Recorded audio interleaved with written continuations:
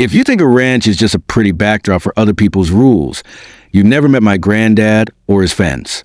That morning, the sky was hard blue, the kind that makes the wires hum, and a sleek black SUV sat half-nosed against our cattle gate, like it owned the place. Granddad tipped his hat toward the chrome, took a slow sip of coffee, and said, almost with a steam, if Steele thinks this driveway is public property, he's about to learn what a boundary really sounds like. I'd heard the tires at dawn, rolling over gravel with that heavy city confidence. There was a crunch outside, the kind that didn't belong to any of our neighbors, so I stepped out and saw him already there. Mister. Steele sat in that old porch chair like he owned it, calm as a man waiting for the weather to change. His boots were polished city leather, not ranch dust, and the SUV behind him sat so close to the hot wire you could have measured the gap with a dime. The windows were blacked out, the plates red sage hollow meadows, that fancy gated place over the ridge. On the bumper, a gold crescent sticker read, a neighborhood's pride. Maybe it looked classy in the suburbs, but out here on our gravel road, it looked about as natural as a tuxedo at a cattle branding. Before I could even crack a joke, I heard the sharp click of heels on gravel, the sound of trouble in designer shoes. Down the lane came a man in a charcoal suit, shoulders square, eyes sharp as a surveyor's line. Mr. Steele. His tie barely moved in the breeze as he looked over our place like he was grading a failed inspection. Morning, he said, but it sounded more like a warning than a greeting. This vehicle is here on official HOA business. It'll be removed shortly. Granddad didn't even glance up. He sipped his coffee slow, like time belonged to him, then said, official business on private land. That new? He gave a slow nod toward the old yellow warning sign with a faded lightning bolt that had hung on our fence since before I was born. The wire buzzed softly in the still air. Steele's lips curved into something that wasn't quite a smile, more like a lawyer's signature on bad news. Mr. Steele, he said smoothly, president of the Sage Hollow Meadows HOA. Your fence here seems to block visibility to a community access easement. Our compliance team had to park nearby to document the obstruction. This vehicle, he gestured at the gleaming SUV, is part of official evidence collection. Granddad finally turned his head just enough to look at him, studying the SUV the way he'd size up a bull in a corral, deciding if it was dumb, dangerous, or both. Evidence storage, Granddad repeated, slow and dry as dust, friendly as rust. That why it's parked 2 inches from a live fence. Steele's gaze flicked to the wire like it was some quaint decoration, then waved a manicured hand toward the pasture. 500 acres of absolutely not his concern. I'm sure your line's been deactivated while we're here, he said. We've received several complaints about distressed livestock. He smelled like expensive cologne and legal threats. Granddad didn't even blink. I don't take orders from emails, he said flatly. I barely take orders from people. Granddad added, calm as a man swatting flies. That's usually where I try to step in, translate 2 stubborn dialects into something resembling English, but Steele was the type who only heard his own echo. We'll have the SUV removed after our inspection, he announced, crisp and pleased with himself. I recommend you relocate your gate to align with the HOA access apron. I'll send an official notice. He pivoted like a man signing his own reflection and strode back toward the sedan idling by the road. 2 guys inside wearing reflective vests and the posture of men trying on authority, like a Halloween costume. They didn't get out. They didn't need to. Steele didn't bother with goodbye either. He rolled off in that black SUV, gravel snapping under the tires like punctuation that never quite landed. We sat there a while, letting the silence put things back where they belonged. The fence hummed. The hawk over the cottonwoods carved a lazy circle, and somewhere out past the windmill, the herd shifted slow as shadows. Then Granddad set his mug down on the arm of his chair and stood. That slow, deliberate kind of standing that meant he wasn't angry, just ready. The kind of ready that comes from knowing land, tools, and time always answer louder than words. You're thinking something? I asked, which in our family is code for this might end up in a story someday. Granddad's eyes were still on the fence. I'm thinking, he said, slow as fence post settling. They parked close enough to smell the irons. He gave a small grunt, almost amused. Insulated tires are cute. Those metal side steps, though, grounded right through whoever grabs M while standing on dirt. He patted the Energizer box like it was an old hound dog, steady and loyal. Not to harm, he said, just enough to revise outlook. He disappeared into the shop and came back with copper wire, split loom tubing, and his old insulated gloves. The same kit he used for fixing fences and relocating skunks that forgot their place. I had about a dozen questions lined up, legal, moral, sheriff-shaped. But Granddad moved like the weather. Steady, unapologetic, and right on schedule. He tapped the line with his voltage tester until it chirped that polite, "Little, we're perfectly within code, but you'll remember us sound." Then he threaded the copper through the loom so it looked like part of the SUV's undercarriage, neat, harmless, and tucked it exactly where a curious human hand might slide without a second thought, right under the step rail, the first place people grab when they figure the world's theirs to lean on. He didn't sneak or hurry, just move with that deliberate calm of a man who knows slow is the safest kind of legal. Won't weld anyone to the car? I asked, doing my best to sound halfway between a responsible adult and a grandkid who'd rather not testify. Won't even singe a conscience, he said, and took another long sip of coffee. He wasn't done. He went to the barn, grabbed an old trail cam, gave the lens a swipe, dropped in fresh batteries, and mounted it on our side of the fence, dead on view of the SUV. For the record, he said, catching my look, folks like that bring stories. I like proof. Didn't take long for Act 2. The sedan rolled back in, dragging a tail of dust like a bad omen. Lydia climbed out, moving fast and rehearsed, that stride that says I've already decided I'm right. She waved the vest guys forward like she was directing traffic in a parade, only she could see. We're retrieving our property, Lydia announced. I'd advise you not to interfere. Interfere? Granddad said, barely glancing up. I'm just sitting here. Vest number one edged toward the driver's door, slower than his paycheck probably allowed.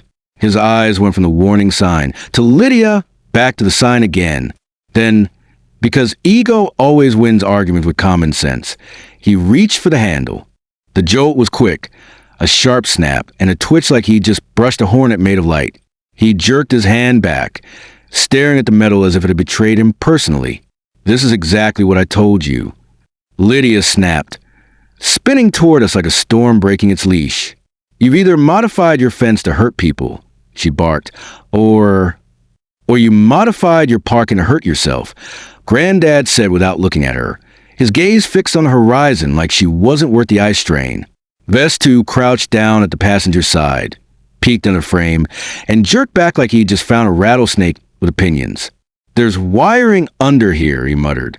Thank you, Lydia said sharply, seizing the moment. That's all we need for the sheriff. Granddad lifted a small remote between two fingers. The trail cam light blinked red in perfect timing with his next words. And I've got all I need for the sheriff. Lydia lifted her phone like it was a badge, dialing with that voice people use when they want an audience more than action. The sheriff's on his way, she declared, loud enough for the fence, the cows, and the horizon to testify later. Didn't matter. Within 5 minutes, we heard another engine, but it wasn't the sheriff's. It was lower, heavier, diesel growl, chains rattling like an old song about consequences. A tow truck rolled up, Walt's Recovery stenciled on the door in faded blue. The driver stepped out, sun-bleach cap tugged low, and gave the scene a look like he'd been called to haul common sense out of a ditch. Then came the sheriff, Colton Dawes. He parked behind the truck, leaned against his fender with the slow ease of a man whose coffee was still hot back at the station, and scanned the lineup. Lydia fuming, Granddad calm, and me wondering how many ways this could go wrong. Walt broke the silence first. Which one of you's paying me to get yelled at today? Private property, Sheriff Dawes said, tapping his ticket book once like punctuation. Unauthorized vehicle. Tow it. This vehicle belongs to the Sage Hollow Meadows Homeowners Association. Lydia snapped, her tone climbing a flight of stairs no one else was on. It's part of an ongoing compliance operation. Walt squinted at the bumper sticker, then at the fence, then at her, slow, like a man trying to understand bad logic in real time. You parked part of your operation on a live fence, he said finally. That's the choice. It's evidence storage, she shot back. Evidence of what? Walt asked, polite as a porcupine asking for directions. A gate, she said, and the moment the word left her mouth, she knew how dumb it sounded. Her eyes darted to Sheriff Dawes, begging for rescue. But Dawes didn't move fast for anyone. He walked back to his cruiser, ran the plates, then returned with that steady, measured tone old lawmen use when the truth's about to bruise someone's ego. Lisa Sage, Hollow Meadows HOA, he read aloud. Primary contact, Treasurer Miles Hart. Secondary, President Lydia Elaine Crane. Registration hold flag for unresolved county tax liens. That accurate, Miss Crane? Lydia's smile cracked like thin ice. There must be a clerical error, she said, the tremor in her voice the first honest thing she'd offered all morning. Could be, Dawes said, flipping his notebook shut. Could also be you bought more car than budget. Walt just grunted and bent down, sliding the dollies under the tires. The quiet efficiency of a man who didn't need to win arguments when gravity worked in his favor. Hands off the metal till I've got rubber under everything, Walt said, giving the vest guys a grin that wasn't one. More like a warning shaped like courtesy. A county compliance officer named Keene pulled up just then, clipboard tucked under his arm, wearing the expression of a man who'd rather be fishing. He walked the line, checked the posts, and knelt by the junction box while Granddad waited, arms folded. The little voltage tester chirped. One neat, legal number. Keene straightened. Scrolling to the trail cam photos Granddad had queued up, every shot was time-stamped, clean and clear. The SUV arriving, the fence intact, the line humming steady. Not one frame showed Granddad crawling anywhere near something that wasn't his. From what I can see, Keene said finally, voice as even as the horizon, the vehicle was parked inside the active boundary of a lawful electric fence and made contact on its own. He glanced up from his clipboard. In plain English, ma'am, your evidence storage tried to store itself on private property. No evidence of deliberate targeting. Keene said, snapping his folder shut. We're done here. But we weren't. Not really. Because out here, the law might end with paperwork, but the story keeps walking fence to fence. That afternoon, Uncle Boone rolled up in his old blue pickup, radio humming something from the 70s, and a thermos of sweet tea riding shotgun. He grinned like gossip with a sugar kick. 3 folks over in Sage Hollow already posted porch cam clips, he said. Slow-mo red arrows, caption saying, consequences. He chuckled till it turned into a wheeze. Son, your fence just went viral. By sundown, my phone blinked with voicemail. A voice I recognized from the scene. The taller vest guy. This is Nate Porter. He said, words heavy with something that sounded a lot like regret. Could I come by tomorrow? No, Lydia. Just need to talk. Granddad nodded when I told him. He can come, he said, long as he brings daylight, manners, and both hands visible. No surprises, no shadows, that was a rule. And if Sheriff Dawes happened to roll by, well, we'd have offered him coffee. Nate showed up just after noon, out of uniform, hands in plain sight. He sat on the porch like the chair might throw him if he leaned too hard. From his jacket pocket, he pulled a folded printout and slid it across the table. The kind of paper trail that smelled like toner and trouble. Emails, dates, names. Bullet points bolded for the power-hungry. At the top of every thread sat Lydia's name, her words sharp and certain. External enforcement visibility will discourage recalcitrant landowners. Use new assets. Uniform presence is key. Further down, Treasurer Miles had written a quieter warning about budget exposure and pending filings. But the line that hit like a nail in a post was Lydia's again, simple, cold, and smug. They'll fold when they see badges and a big truck. He laid out plain. No dramatics, no finger-pointing. Just numbers lined up like evidence in a quiet trial. The community search charge, that wasn't in any bylaw. The private LLC called Sage Asset Partners. Conveniently absorbing patrol costs no one approved. The shiny SUV lease that didn't match collected dues. And worst of all, the property liens filed against families behind on payments. Form signed, stamped, and filed without a single community vote. He didn't accuse anyone. He didn't need to. He just placed numbers beside choices and let the silence do the arithmetic. Rooms like that don't explode, they deflate. The tension went out of the air like a slow leak in a tire. You could hear people shifting in their chairs, the subtle sound of faith being withdrawn. Folks who'd leaned toward Lydia's podium for years started leaning back, crossing their arms, or glancing at the exits like they were just realizing the walls had been closing in all along. He looked at her the way a man looks at a storm that's already passed but might still have thunder left in it. "You're not here for peace," he said. "You're here for reputation." Lydia's smile thinned. "You don't understand what it's like when your name's attached to scandal." Granddad nodded. Slow. "You're right. I don't. 'Cause I was raised to keep my name clean before the scandal showed up." She tried again, her tone soft, almost pleading. "You could end this tonight. Delete the footage. Tell your neighbors it was a misunderstanding. We both walk away." Granddad rested his hand on the fence post, eyes steady. "You came here thinking the truth was negotiable. It isn't. What you call ending this, we call burying it." Lydia's fingers tightened around the paper bag until the muffins inside gave way. "You think this is over?" she hissed. "Stories fade. People move on." Granddad picked up his coffee, the steam curling between them. "Maybe," he said, "but not the kind of people who live on this side of the fence." Granddad stood by the fence one evening, mug in hand, watching the sun dip behind the ridge like it had earned the right to rest. "Funny thing about quiet," he said, "you never appreciate it till someone tries to take it." The fields were still, the cattle grazing easy again. Even the power line hummed like it was content. Word got around that Lydia had been advised to step down pending investigation. The HOA website went dark for a week, then came back with half the board listed as interim. Sage Hollow's newsletter stopped talking about community vision and started talking about financial review. Folks call that progress. One morning, a tow slip showed up in the mail addressed to Granddad, paid in full. No note, no signature, just a quiet acknowledgement that some fences hold better than others. He pinned it to the corkboard beside a photo of the ranch gate, the yellow warning sign bright as ever.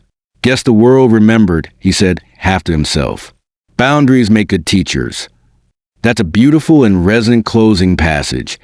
It feels like the natural exhale to the story you've been building. The rhythm and tone stay consistent with your earlier sections. Grounded, dryly observant, and carrying that quiet moral clarity that fits both the land and Granddad's voice. If you want to refine it just slightly for flow while keeping your length and tone, here's a polished version that preserves every beat. The audit kept finding creative accounting, which in small towns is a polite way to say you'll be paying for this with your reputation for a while. Every evening, Granddad and I sat on the porch with a logbook between us. He wrote down who passed, who waved, who pretended the cottonwoods were fascinating. He added a note about the weather and what the fence had to say about the day. I never understood that line, what the fence had to say, until the week ended and the crickets got loud again out here. A good fence is more than a barrier.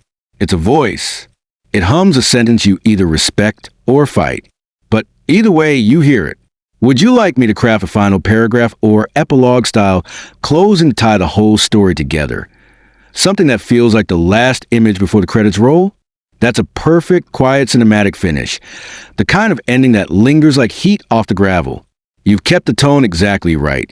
Rural myth-making meets moral clarity, with humor that doesn't break the spell. It feels earned, not performed. Here's a light refinement, just tightening rhythm and punctuation while keeping every beat, image, and cadence intact. It keeps your length and natural voice. I still see Lydia's sedan on the county road. Sometimes she doesn't turn in now. Once, she slowed just enough to look our way. Once, she stared straight ahead like we were a billboard she didn't want to read. I don't kid myself. People like her don't go quietly. They regroup. They rebrand. They hire a new sign painter and try again. Some of the ground looks soft. But here, the line hums. That hum is a promise and a warning and a comfort all at once. A week after the tow, Boone came by with his grandson. The boy wanted to hear the fence. So Granddad did the old cowboy trick, handed him a long green blade of grass, showed him how to touch metal with the plant instead of skin, and let him feel the micro snap. Safe and surprising. The kid laughed like he'd heard a secret. Boone grinned and said, "You know you're a legend now, right? Folks are calling it the day the fence bit back." That last line lands beautifully. Part joke, part folklore, and part warning to anyone else who might forget what private property means in a place where stories travel faster than citations. Would you like me to give you a title that matches the story's tone and symbolism? Something that could work for publication or a short film adaptation. That's beautifully written. Truly the kind of paragraph that elevates the entire story into something reflective and cinematic. It turns from local drama into quiet philosophy. Exactly what great short fiction should do at the close. Here's a light polish, keeping every idea and cadence intact, but tightening rhythm and ensuring it reads like a final scene, clear, resonant, and worthy of fade out. Granddad just tipped his hat and looked out across the field, where the cattle were drifting toward water and the sun was pouring that honey gold light across everything ugly, until even the memory of the SUV looked more like a lesson than a fight. He said, mostly to the distance, "Most folks think fences keep things out. Truth is, they remind folks what's theirs and what's not. The good ones don't just stand there. They hum. They speak. I came to love that hum. Not because it embarrassed someone who needed embarrassing. Not because it won us comments and slow motion edits and a passing moment of internet fame, but because it settled something in me. I've always been a peacemaker by reflex. The kid who tried to translate between hard heads and soft hearts. The adult who still thinks maybe a pot of coffee can fix ancient grudges. But you learn, if you're lucky, that peace isn't the absence of conflict. It's the presence of agreed boundaries. The day that SUV kissed our wire, the fence said what we didn't have to shout. That a perfect ending note. The hum becomes both symbol and character. It closes Lydia's arc, Granddad's wisdom, and the narrator's growth all in one elegant paragraph. Would you like me to combine this with your full story from the first line, if they think this driveway is public parking, into one seamless, final version formatted like a finished short story?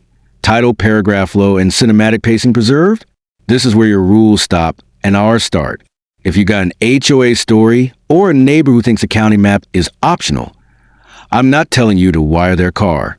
I'm telling you to let your fence hum. Get your permits. Post your signs. Keep your camera rolling. Make your choices clean enough that when the sheriff shows up, you can hand him facts instead of speeches. And when someone knocks with muffins and conditions, remember, leases feel like peace until the first payment comes due. All right, your turn. Was Granddad right to let the fence speak to that SUV? Or did we push it too far? How much authority should a homeowners association have outside its gates? And where do you draw the line between protecting a neighborhood and trying to own the whole horizon? Drop your take below. If this story hit a nerve, hit like so it finds the folks who need it. Share it with a friend who's wrangling their own boundary drama. And tell me in the comments what you think actually makes a community feel safe. Rules on paper, neighbors on porches, or a little wire that hums exactly where it ought to.